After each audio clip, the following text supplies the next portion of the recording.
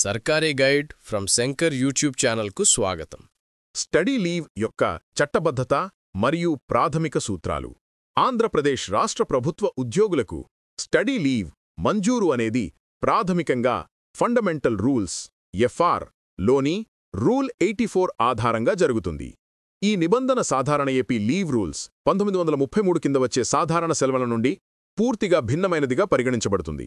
ఉద్యోగుల సామర్థ్యాన్ని పెంపొందించడానికి, తద్వారా ప్రభుత్వ సేవలకు ప్రయోజనం చేకూర్చడానికి ఈ ప్రత్యేక సౌకర్యాన్ని కల్పించడం జరిగింది. స్టడీ లీవ్ యొక్క ఆధారం fundamental rule 84. FR 84. Study leave అనేది ఉద్యోగి యొక్క సాధారణ లీవ్ ఖాతాకు డెబిట్ చేయబడని ఒక ప్రత్యేక సెలవు రకంగా పరిగణించబడుతుంది. దీనిని మంజూరు చేసే అధికారం కేవలం ప్రభుత్వానికి మాత్రమే ఉంది.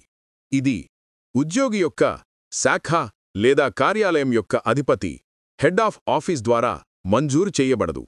స్టడీ లీవ్ మంజూరు వెనుక ఉన్న ప్రధాన ఉద్దేశం అధ్యయనం తప్పనిసరిగా శాస్త్రీయ, సాంకేతిక లేదా ఇతర సారూప్య సమస్యల అధ్యయనానికి లేదా ప్రభుత్వ శాఖ యొక్క అవసరాలకు ఉపయోగపడే ప్రత్యేక శిక్షణా కోర్సులను అభ్యసించడానికి సంబంధించినదై ఉండాలి.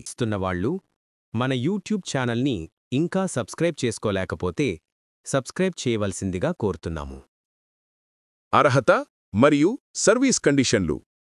స్టడీ లీవ్ పొందడానికి ఉద్యోగి ఈ క్రింది కనీస షరతులను పాటించాలి. కనీస సర్వీస్. ఉద్యోగి తమ మొత్తం సర్వీస్లో కనీసం 5 సంవత్సరాలు పూర్తి చేసి ఉండాలి. రిటైర్మెంట్ పరిమితి. స్టడీ లీవ్ పూర్తి చేసిన తర్వాత రిటైర్మెంట్కు 3 సంవత్సరాల లోపు ఉన్న ప్రభుత్వ ఉద్యోగులు ఈ సెలవుకు అర్హులు కారు.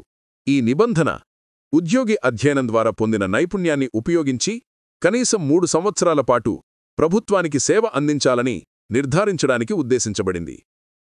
ఉద్యోగ కేటగిరీ. ఇది సాధారణంగా పర్మనెంట్ గెజిటెడ్ ఉద్యోగులకు మంజూరు చేయబడుతుంది.